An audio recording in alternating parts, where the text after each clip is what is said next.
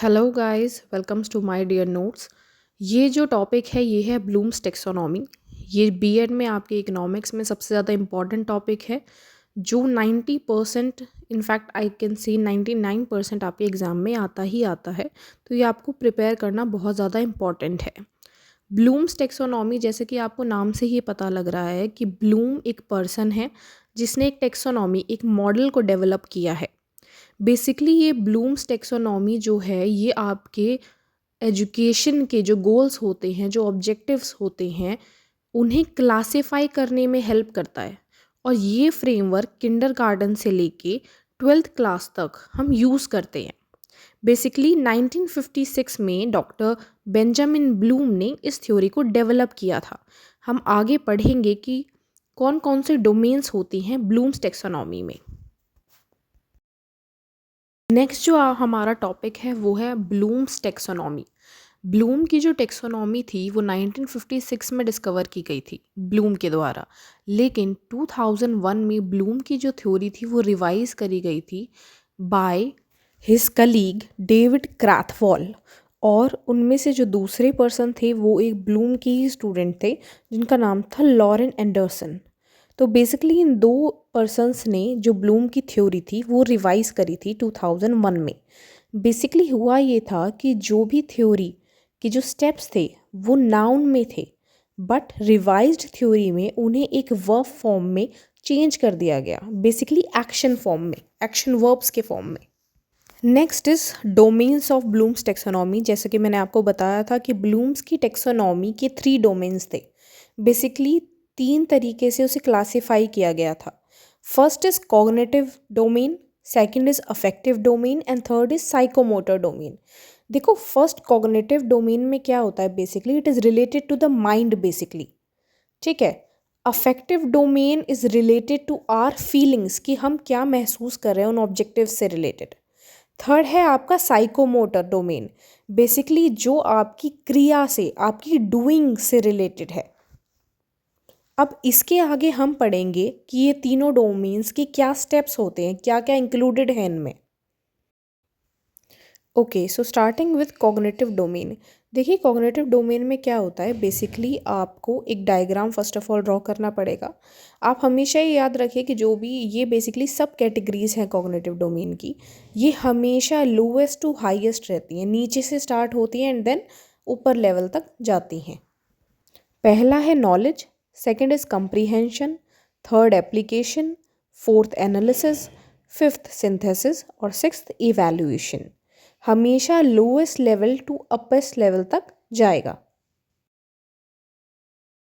देखिए, बेसिकली होता क्या है कि कॉग्निटिव डोमेन में क्या होता है कि बेसिकली नोइंग से रिलेटेड होता है कि कोई भी टीचर अगर कोई भी आपको कोई टॉपिक पढ़ा रहा है, किसी भी बच्चे को कोई टॉपिक पढ़ा रहा है, तो उस बच्चे की माइंड पे वो क्या छाप छोड़ रहा है, बेसिकली क्या वो बच्चा उस कॉन्सेप्ट से समझ रहा है, क्या उसकी इंटेलेक्चुअल स्किल्स और नॉलेज डेवलप हो रही है, ये सारी चीज़ें आपके कॉग्निटिव डोमेन में आती है। देखिए, जो सबसे पहला सब कैटेगरी होती है कॉग्निटिव लेवल की वो होती है नॉलेज। नॉलेज का मतलब होता है कि हम क्या पढ़ रहे हैं। कोई भी बच्चा है, वो कोई भी स्टूडेंट है, वो अगर कुछ पढ़ रहा है तो उसकी कितनी कैपेबिलिटी है वो चीज़ रिकॉल करने की। अगर कोई उससे बाद में ये पूछ ले कि आपने क्या पढ़ा था, तो क्या वो उसे रिकॉल कर पा रहा है या नहीं। ये सबसे लोएस्ट लेवल होता है कॉग्निटिव का। सेकंड होता है कंप्रीहेंशन, या you can say comprehend. Basically अगर कोई भी स्टूडेंट कोई भी टॉपिक पढ़ रहा है तो किस हद तक वो उसको किसी और को समझाने में सक्षम है, क्या वो किसी और को वही चीज़, वही टॉपिक समझा पा रहा है या नहीं।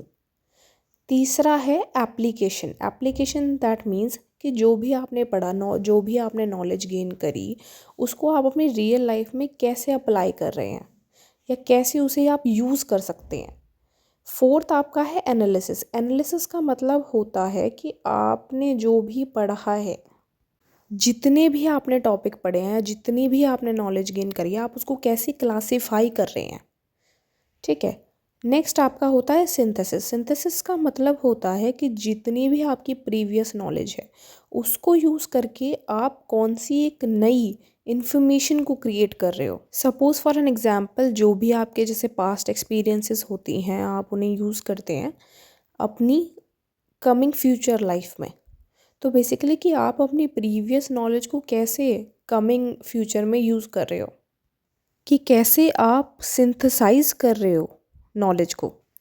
Last but not the least आपका है इवैल्यूएशन। इवैल्यूएशन हाईएस्ट लेवल है कॉग्निटिव डोमेन का, जिसमें कि ये पता लगता है कि कोई भी स्टूडेंट कैसे, कि जो भी है वो पढ़ रहा है उसके बेसिस पे कैसे किसी भी सिचुएशन को, किसी भी चीज़ को कैसे जज कर रहा है, क्या उसका वो कंक्लूजन निकाल रहा है, क्या उसका रिजल्ट उसके सामने निकल के आ रहा है, वो क्या समझ रहा है उस चीज़ से, वो कैसे किसी भी चीज़ को जज कर रहा है, बेसिकली वो सब कुछ आता है इवैल्यूएशन में। तो ये था आपका cognitive domain. Next is affective domain. Affective domain basically related to feelings. इसका मतलब है कि जो भी स्टूडेंट पढ़ रहा है, जो भी नॉलेज वो गेन कर रहा है, उसका उसके एप्टीट्यूड पे, उसके फीलिंग्स पे, उसके माइंड पे, या आप कह सकते हैं उसकी वैल्यूज़ पे क्या असर पड़ रहा है उस नॉलेज का, वो सब आपका आता है अफेक्टिव डोमेन में। अफेक्टिव डोमेन का डायग्राम भी आपको ऐसे ही ड्रॉ करना है। ये भी आपका lowest level to highest level तक जाता है। फर्स्ट जिसमें है receiving, second responding, third valuing, fourth organising और फिफ्थ आपका करेक्टराइजिंग। बेसिकली देखिए अफेक्टिव डोमेन में क्या होता है कि कैसे जो लोग हैं, जो पीपल हैं, वो कैसे डील करते हैं अपने इमोशंस से, अपने एटीट्यूड के साथ, अपने वैल्यूज़ के साथ कैसे डील कर रहे हैं वो। बेसिकली इसमें भी आपको 5 लेवल्स मिलेंगे जो कि मैंने आपको अभी बताए हैं।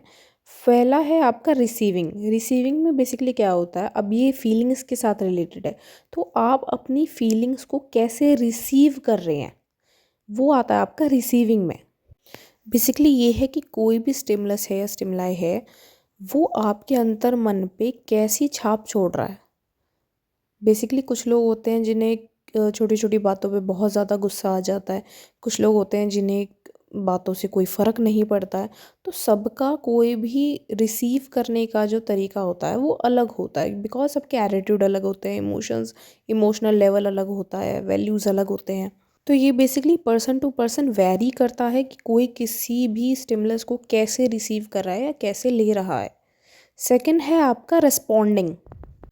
बेसिकली रिस्पॉन्डिंग में क्या होता है कि मान लीजिए आपको कोई भी चीज़ समझाई गई, जैसे बच्चों को बहुत सारी चीज़ें समझाई जाती हैं कि शोर नहीं मचाना है, होमवर्क करके लाना है, या सपोजिटली कमिंग टू नेचर की लीव्स नहीं तोड़नी है, या प्लांट्स को नहीं तोड़ना चाहिए, उन्हें हर्ट होता है, उनमें भी जान होती है। आप ये एग्जांपल यूज़ कर सकते हैं सपोजिटली। तो उसमें क्या होता है कि अब ये बच्चे के ऊपर डिपेंड कर रहा है, वो सुन रहा है, उसको बुरा लग रहा है या उसको समझ में आ रही है चीज़ें कि नहीं ऐसा नहीं करना होता है, हर्ट होता है दूसरों को, anything it could be.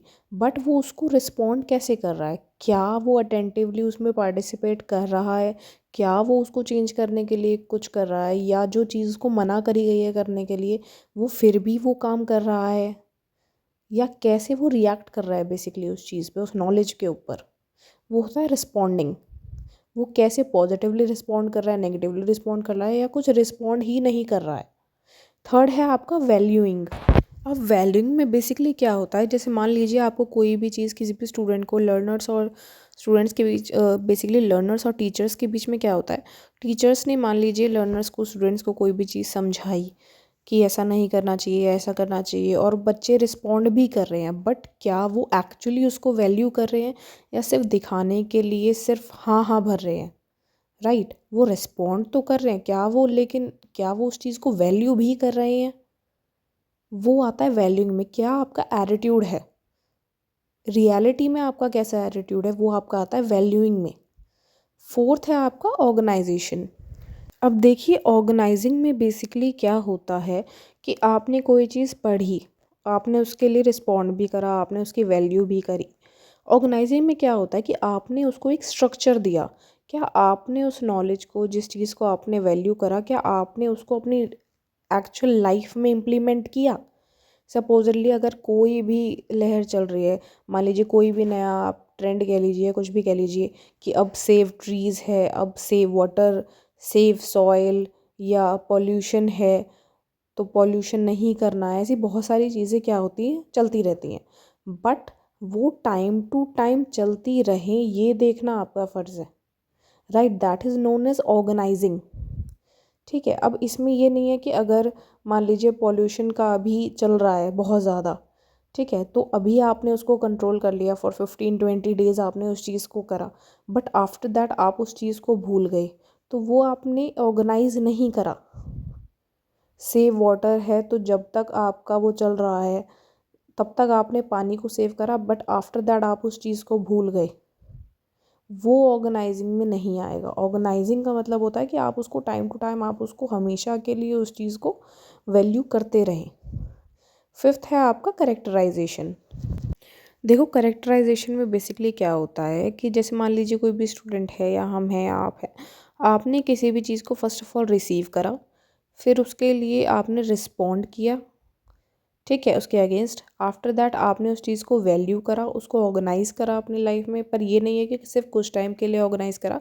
Characterisation का मतलब है कि उस चीज़ को आपने लाइफ टाइम के लिए अपनी एक लाइफ का पार्ट बना लिया, आपने उसको अपनी लाइफ स्टाइल का हिस्सा बना लिया, कि जो भी मैंने गुड मैनर सीखे हैं या कोई अच्छी चीज़ सीखी है, उसको मैंने अपनी एक लाइफ स्टाइल का हिस्सा बनाया, अपने कैरेक्टर में एम्बाइब कर लिया। वो होता है करेक्टराइजेशन। इसीलिए ये हाईएस्ट लेवल होता है आपका अफेक्टिव डोमेन का। नेक्स्ट है आपका psychomotor domain. Psychomotor domain basically is related to doing, या आप कह सकते हैं फिजिकल एक्टिविटी से रिलेटेड है। इसमें जो सब कैटेगरीज होती हैं वो भी लोएस्ट टू हाईएस्ट लेवल है। लोएस्ट लेवल आपका स्टार्ट होता है इमिटेशन से, आफ्टर दैट मैनिपुलेशन, उसके बाद प्रिसीशन, उसके बाद आर्टिकुलेशन, और उसके बाद नेचुरलाइजेशन। सबसे पहला आपका आता है इमिटेशन। इमिटेशन का जैसा कि आप भी मतलब जानते होंगे, इमिटेशन का मतलब होता है कॉपी करना।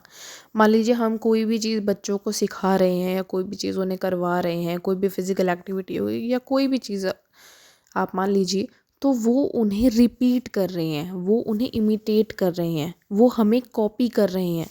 वो चीज़ें आती हैं इमिटेशन में कि जो हम कर रहे हैं वही बच्चा कर रहा है।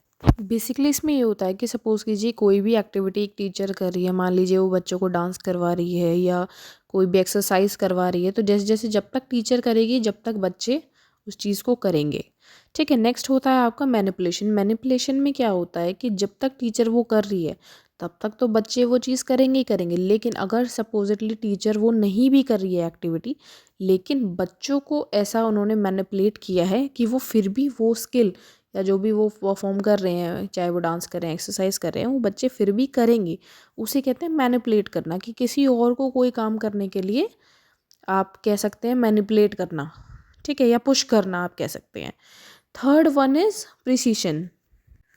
अब ये प्रिसीशन में आपका बेसिकली क्या होता है कि आप कोई भी अगर चीज़ परफॉर्म कर रहे हो तो आप उसको एक प्रिसाइज मैनर में कर रहे हो। प्रिसाइज का मतलब है कि जितनी ज़रूरत है उतना ही एग्जैक्ट मैनर में, ठीक है, उतनी ही स्पीड से, वैसे ही तरीके से, उतनी ही देर के लिए, वो सब आता है आपका प्रिसीशन में। ठीक है, कि जितनी ज़रूरत है आप उसको उतना ही कर रहे हैं। ठीक है, नेक्स्ट आपका आता है आर्टिकुलेशन। देखिए, अब इसमें बेसिकली क्या होता है आर्टिकुलेशन में, कि इसमें ये होता है कि मान लीजिए छोटे बच्चे हैं, लेकिन वो जो अपना जो भी वो कर रहे हैं वो उसको कोऑर्डिनेट नहीं कर पाते हैं, जो भी वो एक्शंस या जैसे भी वो रिस्पॉन्ड कर रहे हैं, लेकिन बड़े होने के बाद, एडल्टहुड में आने के बाद, वो अपने एक्शंस को कोऑर्डिनेट करना सीख जाते हैं कि मुझे किस सिचुएशन में कैसे रिस्पॉन्ड करना है, कैसे अपने एक्शंस को कंट्रोल करना है, कैसे अपने माइंड को कंट्रोल करना है, वो सब वो सीख जाते हैं। तो वो सब चाहे चीज़ें आती हैं आपके आर्टिकुलेशन में। नेक्स्ट है आपका नेचुरलाइजेशन। देखिए, नेचुरलाइजेशन में क्या होता है, अब आपने कोई चीज़ सीखी, पहले दूसरों को करते हुए देखा, फिर खुद करनी सीखी। नेचुरलाइजेशन एक वो फाइनल पॉइंट होता है जब आप उस चीज़ में परफेक्ट हो जाते हो, जो भी आप कर रहे हो। सपोजली आप डांस करना आपने स्टार्ट किया था, अब आप उसमें परफेक्ट हो चुके हो। ठीक है, कोई भी चीज़ जो आप अपने तरीके से कर सकते हो, एक नेचुरल वे में कर सकते हो। ठीक है, वो आपके अंदर इनबिल्ट हो गई है कोई चीज़, तो वो सारी चीज़ें आपकी नेचुरलाइजेशन में आती है। जैसे आप एग्जाम्पल्स के तौर पे ले सकते हैं, जैसे सिंगर्स हो गए या कोरियोग्राफर्स हो गए, पेंटर्स हो गए, एक परफेक्शन वे में। ठीक है, बेसिकली देखिए नेक्स्ट है आपका application of Bloom's taxonomy. Application में बस आपको इतना ही ध्यान रखना है कि जो ये ब्लूम्स का क्लासिफिकेशन था ये बेसिकली टीचर्स की कैसे हेल्प कर सकता है, या कह सकते हैं टीचर्स की कैसे हेल्प कर सकता है, कैसे इसकी एप्लीकेशन यूज़ हो सकती है। देखिए बेसिकली कई सारी जगह आप इसको यूज़ कर सकते हैं, जैसे करिकुलम डेवलपमेंट में ये कैसे टीचर्स डिज़ाइन कर सकती हैं असेसमेंट्स को, ठीक है, ये सब चीज़ें, या कैसे कोर्स को डिज़ाइन करा जा सकता है। क्योंकि जैसे कि आपने ब्लूम्स टेक्सोनॉमी में पढ़ा कि कैसे बच्चे रिमेंबर करते हैं, उसको रिकॉल करते हैं, कैसे अंडरस्टैंड करते हैं, कैसे उसको इवैल्यूएट करते हैं, कैसे जजमेंट करते हैं, कैसे सिंथेसाइज करते हैं नॉलेज को। तो ये सब यूज़ करके आप कोर्स डिज़ाइनिंग में भी आप इसको यूज़ कर सकते हैं। डेवलप क्रिटिकल थिंकिंग, ब्लूम्स की जो टेक्सोनॉमी है बेसिकली वो हेल्प कर सकती है टीचर्स की कि वो डेवलप कर पाए स्टूडेंट्स में क्रिटिकल थिंकिंग स्किल्स, या बेसिकली इंटेलेक्चुअल स्किल्स, सोचने की क्षमता। Finding meanings, blooms taxonomy students की हेल्प कर सकती है कि वो किसी भी वर्ड्स के, फ्रेसेस के, सेंटेंसेस, इडियम्स, इन सब के मीनिंग्स को समझ सकें। कंक्लूडिंग पैसेजेस, ठीक है, कोई भी अगर वो पैसेज पढ़ रहे हैं तो उसका वो क्या कंक्लूजन निकाल रहे हैं, क्या रिजल्ट निकाल रहे हैं, क्या वो जजमेंट पास कर रहे हैं, क्या वो मेन पॉइंट्स उसमें से निकाल पा रहे हैं। अंडरस्टैंडिंग टोन, उस ये स्टूडेंट्स की हेल्प करता है कि जो ऑथर है वो क्या कहना चाह रहा है, किस टोन में वो बात कर रहा है, वो समझ सके। तो बहुत सारी चीज़ें जिसमें आपकी ये ब्लूम्स की टेक्नोनॉमी जो है वो आपका हेल्प कर सकती है basically. How blooms taxonomy is useful for teachers, देखिए इसमें बस आपके लिए इतना ही है कि कैसे टीचर्स की ब्लूम्स टेक्सोनॉमी हेल्प करती है। बेसिकली देखिए हेल्प तो टीचर्स की वो इंस्ट्रक्शंस देने में, असेसमेंट्स में, करिकुलम डेवलपमेंट में हेल्प करती है बेसिकली, ठीक है, कि कैसे उन्हें इंस्ट्रक्शंस देने चाहिए बच्चों को, कैसे वो उन्हें क्लासीफाई कर सकती हैं डिफरेंट डिफरेंट ऑब्जेक्टिव्स को, वो कोई भी एक डोमेन सेलेक्ट करके कैसे जो कॉम्प्लेक्सिटी लेवल है उसको चेंज कर सकती हैं, कैसे वो बच्चों को समझा सकती हैं कोई भी टॉपिक पे।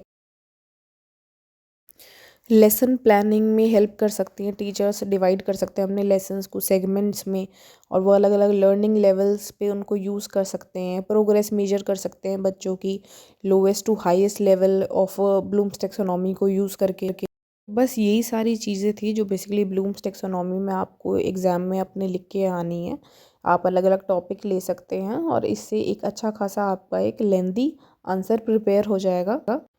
एंड आई होप कि आपको ये टॉपिक बहुत अच्छे से समझ आ गया होगा। अगर आपको कोई भी डाउट है तो आप कमेंट सेक्शन में लिख के पूछ सकते हैं, ठीक है। I hope you like it, and please like and share and subscribe also. Thank you so much.